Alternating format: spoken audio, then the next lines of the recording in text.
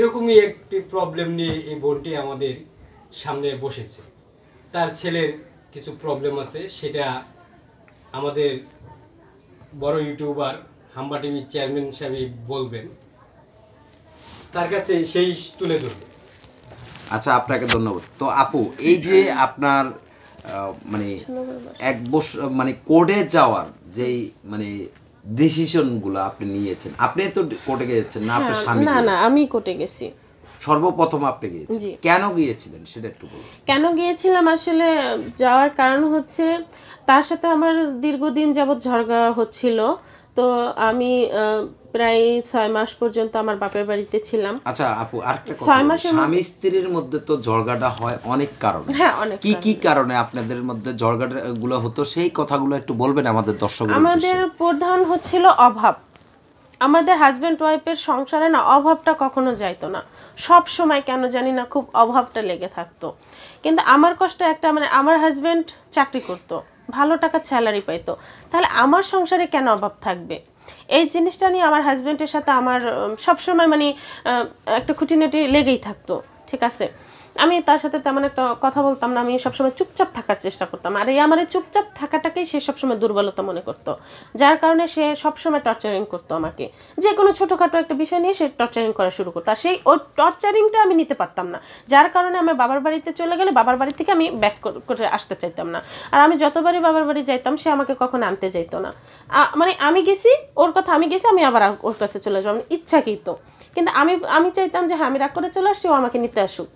হ্যাঁ, আমি ওকে সবসময় ওটা বলতাম, নিতে আসো না, সে নিতে আসবে না। মানে স্বামীর প্রতি একটু মানে মায়া, ভালোবাসা, অভিমান ছিল। হ্যাঁ, অভিমানটা মানে আপনার মানে কখনো রাগ ছিল না, তার উপরে একটা অভিমান ছিল। হ্যাঁ, অভিমান ছিল সব সময়, ভালোবাসার একটা অভিমান। আসলে সে ওই জিনিসটাকে বুঝতে পারতো না। হ্যাঁ, সে মানে যখন একা থাকে সে মনে করে ওই একা লাইফটাই তার কাছে বেশি ভালো, সে স্বাধীন মনে করতো তার একা লাইফটাকে, সে ওই একা লাইফ কাটাতেই বেশি স্বাচ্ছন্দ্য বোধ করতো। তো দর্শক, আমাদের এখানে অ্যামাজিং টিউবের চেয়ারম্যান আছে, উনি কিছু কথা বলবে, তো আমরা ওনার কাছে যাই। ভাইয়া আসসালামু আলাইকুম, বলেন। ধন্যবাদ চ্যানেল হাম্বার চেয়ারম্যান রুবেল ভাইকে।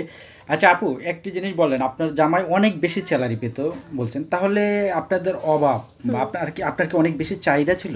না, আমি আমার লাইফে আমি তার সাথে 7 বছর সংসার করছি, আমি এতটুকু বলতে পারি, মানে আসলে সেটা এখন আমার সামনে নেই।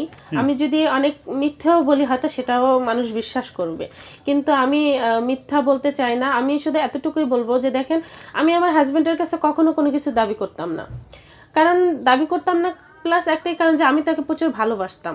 ঠিক আছে, আমি দেখতাম যে আমার সংসারের অভাব, তাহলে আমি কেন তার কাছে জিনিস সবকিছু দাবি করব? আমি সবসময় মানে চাইতাম যে সে আমার কষ্টগুলো বুঝুক, কিন্তু আমি ওইটাই আমার ভিতরে কষ্ট, যে সে কেন আমার কষ্টগুলো বোঝে না, সে আমার অভাবগুলো কেন বোঝে না, কিন্তু তার কথা আমি তার কাছে কেন চাই না, এইগুলো নিয়ে আমাদের মধ্যে মানে থাকতো। কিন্তু দেখা যায় মানে বাড়িওয়ালা 3 মাস 4 মাসের ঘর ভাড়া বুঝে থাকতো, দোকানে বাকি খাইতাম 3 মাস 4 মাসের মানে বাকি পড়ে থাকতো, এইগুলো সে ক্লিয়ার করতো না। এইগুলোই তো আমি ক্লিয়ার করতে পারতাম না, তাহলে আমি ওই তার কাছে চাহিদা কি চাইবো? আচ্ছা আপু, মানে তাহলে যে আপনি এর আগে বলো, তাহলে সে টাকা পয়সা কি করতো, মানে টাকাগুলো কি করতো? সে আমাকে বছরেও 2টা জামা দিতে পারতো না, মানে এরকম মানে আমাদের সংসারটা ছিল। আচ্ছা আপু, অভাবের মধ্যে থাকতাম। আমি আপনাকে একটা প্রশ্ন করতে পারি?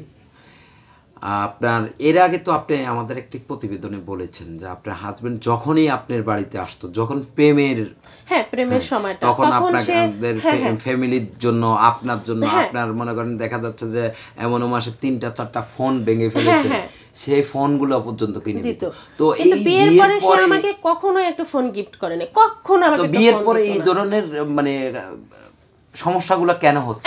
সেটাই তো আমারও তো প্রশ্ন, যে বিয়ের আগে যে মানুষটা এত ভালো ছিল বা এত ভালো হয়ে প্রেজেন্ট করতে, তাহলে বিয়ের পরে সে কেন এত? সে কি আপনার কাছে কোনো দিক দিয়ে ভালোবাসা কম পেত? এখন সেটা তো আমি বলতে পারবো না, সেটা হয়তো সেই বলতে পারবে। এখন দেখা যাচ্ছে যে আপনি একজন নারী, আপনার নারীরা হচ্ছে পুরুষ যেমন বশ করতে পারে। তবে আমি যতটুকু জানি, আমার হাজবেন্ড আমাকে যতটুকু বলতো বা তার বন্ধু বান্ধবের কাছে যেভাবে বলতো, যে আমাদের মধ্যে আসলে স্বামী স্ত্রীর মধ্যে কখনোই ভালোবাসা নিয়ে কখনো ঝগড়া হতো না, মানে একে অপরের ভালোবাসা নিয়ে কখনো ঝগড়াটা সবসময় হতো অভাব, মানে একটা সংসারের মধ্যে অভাবটা বেশি কাজ করতো। আপনি এর মাঝে একটা কথা, আরেকটা কথা হচ্ছে আমার হাজবেন্ডের মাথাটা প্রচুর গরম থাকতো, মানে তার মাথা যখন ঠান্ডা থাকতো তখন তাকে হাজারটা মানে কথা বলেও সে কোনো কথা উত্তর দিত না, কিন্তু হঠাৎ করে তার মেজাজ গরম হয়ে যেত যে কোনো ছোটোখাটো বিষয় নিয়ে। আচ্ছা, তো এর মাঝে আপনি একটা কথা বলেছেন যে আপনার স্বামী নেশা করতো, তো অভাবটা কি নেশার কারণে আসতো? হ্যাঁ, অবশ্যই অবশ্যই। আচ্ছা, সে কি ধরনের নেশাগুলো করতো সেটা সে একটু বলবেন? আমার চোখে দেখা মতো আমি আসলে আমি ওই সময় জানতাম না যে আসলে এগুলো কি, কিন্তু পরে আমি যখন মানুষের সাথে শেয়ার করছি কথাগুলো তখন আমি বুঝতে পারছি এগুলো বাবা বাবা বলে না কি বলে, ট্যাবলেট, ছোট ছোট লাল লাল ট্যাবলেট বলে যেগুলোকে, ইয়াবা। ইয়াবা, হ্যাঁ হ্যাঁ হ্যাঁ, ইয়াবা বাবা বলে। যাই হোক, আচ্ছা, বাবা, হ্যাঁ, যাই হোক। গাঁজা খেত, গাঁজার ইয়া পাইতাম, এত ছোট ছোট পোলটা পাইতাম আমি ড্রয়ারের মধ্যে। তো পেলে সেগুলো আপনি কি করতেন? তাকে কি কোনো প্রশ্ন করতেন না? কখনোই করতে পারতাম না, কারণ প্রশ্ন করতাম না, চুপ করে থাকতাম, তাতেই তো সে আমাকে মারধর করতাম। প্রশ্ন করতে গেলে তো বাবা, একদিন এমনও হয়েছে আমি আমার ননদের বাসায় ছিলাম, আমার ননদের বাসায় কোরবানির সময় আমার ননদ তারা সবাই দেশে চলে গেছে, তো তাদের বাসায় আমাদের রেখে গেছে, আমি আরও, আমরা দুজন, বাচ্চাটা তখন খুব ছোট ছিল। তো যাই হোক, হঠাৎ সন্ধ্যার পরে একটা বন্ধু নিয়ে একটা বন্ধু আসছে, আসার পরে সে করলো কি, মানে সেই বন্ধুটাকে নিয়ে আলাদা একটা রুমে গেল। রুমে গিয়ে সে প্রায় 1-1.5 ঘন্টা পরে সে রুম থেকে বের হয়েছে।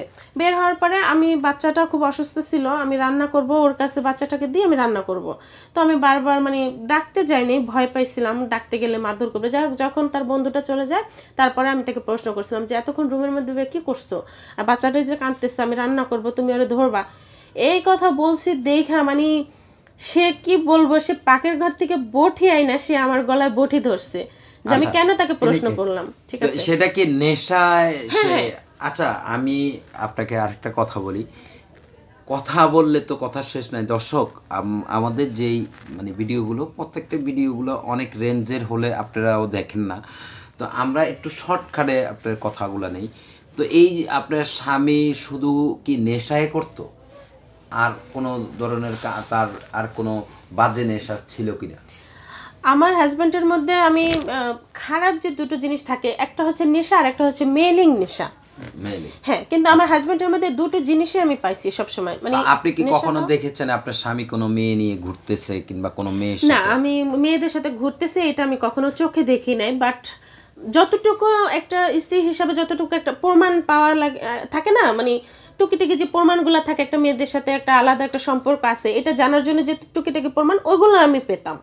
ঠিক আছে, ফোনের মাধ্যমে হোক বা তার কোনো ফ্রেন্ড সার্কেলের মাধ্যমে হোক, এগুলো পেতাম, আর ওগুলো নিয়ে তার সাথে আমার অনেক ঝগড়া হতো, অনেক মারধরও করতো ওই প্রশ্নগুলো করতে আচ্ছা গেলে। আপু, আপনি যে বললেন আপনার হাজবেন্ড অনেক সময় আপনার চাহিদা পূরণ করতে পারতো না, তো আপনার কি ধরনের চাহিদা ছিল? চাহিদা তো বলতে আমার না না, আমি শারীরিক চাহিদার কোনো কখনোই বলবো না, কারণ আমরা হাজব্যান্ড ওয়াইফ দুজনেই খুব পারফেক্ট ছিলাম, আমাদের দুজনের জুটিটা খুব সুন্দর ছিল, অতএব সেটা কখনোই না। কিন্তু আমার সংসারের যে চাহিদা যেটাকে বলে, একটা মেয়ে সাংসারিক সুখ চায় একটা হাজব্যান্ডের কাছে। সাংসারিক সুখ বলতে যেটা বোঝায়, হ্যাঁ, একটা মানুষকে বাঁচতে হলে সব কিছু নিয়েই মোটামুটিভাবে বাঁচতে হবে। আমার হাজব্যান্ডের যদি 10,000 টাকা স্যালারি হইতো, আমি 10,000 টাকার মধ্যেই আমার নিজেকে আমি ভালো রাখতে চাইতাম। কিন্তু আমার হাজব্যান্ড যদি 30-40 হাজার টাকা ইনকাম করে, অবশ্যই আমি সেই 10,000 টাকার মধ্যে পড়ে থাকবো না। তো ওইগুলো নিয়েই আসলে তার সাথে আমার ঝগড়া। আচ্ছা আপু, আমরা তো যতটুকু জানি যে বাঙালি নারীরা স্বামীর শুধু একটু ভালোবাসার কাঙ্গালি, তো আপনি কি ভালোবাসার কাঙ্গালি ছিলেন না অর্থের না না না, কাঙ্গালি? আমি ভালোবাসার কাঙ্গালি ছিলাম না। আমার হাজবেন্ড আমাকে যতটুকু যথেষ্ট পরিমাণ ভালোবাসতো, বাট আমি ভালোবাসার কাঙ্গাল ছিলাম না, বাট অর্থের কারণে আমি খুব কাঙ্গাল ছিলাম। তার মানে আপনি অর্থের হ্যাঁ কাঙ্গাল? হ্যাঁ হ্যাঁ, অর্থের কাঙ্গাল। যেমন আমার হাজবেন্ডের ছিল, কিন্তু থাকা সত্ত্বেও সে আমার সাথে সব সময় মানে একটা মানে থাকে না একটা কিপটামিপানা যেটা থাকে, ওইটা করে যেত সব সময়। কিন্তু কেন করতো, আমি সেই প্রশ্নটাই তাকে কখনো করতে পারতাম না, যে সে ইনকাম সোর্স ভালো, তার বাবা মার ভালো, তাহলে সে কেন আমাকে সবসময় একটা অভাবের মধ্যে রাখবে। আর সব থেকে মেন কথা হচ্ছে টর্চারিং। আচ্ছা, অভাবটা তো বড় কথা না, অভাবটা তো মেনে নিতে পারতাম, বউ হিসাবে অভাবটা তো আমি মেনেই নিছি 7 বছর, আমি তো কখনো কারো কাছে প্রকাশ করি নাই, কখনো কারো কাছে চাই নাই, কিন্তু ওই যে টর্চারিংটা আমি নিতে পারতাম না, যার কারণে আমি বাপের বাড়িতেই বেশিটা সময় কাটাইতাম। আর ওটাই ছিল ওর কাছে ছিল ওইটাই বেশি যে আমি কেন বাপের টর্চারিং গুলো হতো? টর্চারিং, মারধর যেটাকে বলে, দরজা আটকাইয়া সে প্রতিবার দরজা আটকে মারতে, এবং এই বাচ্চা আমার সাক্ষী, যতক্ষণ পর্যন্ত বাচ্চা মানে ছোট অবুঝ ছিল ততক্ষণ বলতে পারবে, কিন্তু আমার এই বাচ্চাটা যতটা পর্যন্ত বুঝে বাবা তুমি ততটা পর্যন্ত বলতে পারবে যে আম্মুকে মেরেছে, ওর বাবা আমাকে কতটা টর্চারিং করতো ও বলতে দেখেছো পারবে। তুমি কথা বলতে পারো? বলো। সুন্দর করে বসো। আমাকে যেমন ভাবে মারছিল না, টাকাই বলো। বলো কেন মারছিল? মার বারবার যে মারলো, বাবার লাগে কথা বললে বারবার মারতো। মানে তোমার আম্মু তোমার বাবার সাথে কথা বললে তোমার আম্মু কে তোমার বাবা মারতো? বাইরের লোকজন নিয়ে এসে কি বাসায় আড্ডা দিত?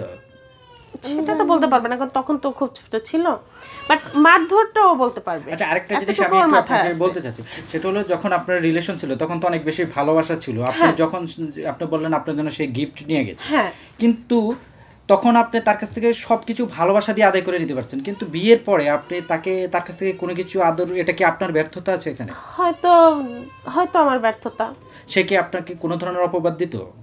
অপবাদ বলতে সে সবসময় মানে সে বলতো আমি নাকি অন্য কারোর সাথে প্রেম করি, এটা আমি নাকি করতেন অন্য আপনি? কারোর কাছে চলে যাব, মানে এরকম, ঠিক আছে, সবসময় এরকমটাই আচ্ছা, প্রেম চিন্তা কি করতো। করেছেন? আপনি আমি জানি না আমার হাজবেন্ড এরকম কোনো প্রমাণ দিতে পারবে কিনা।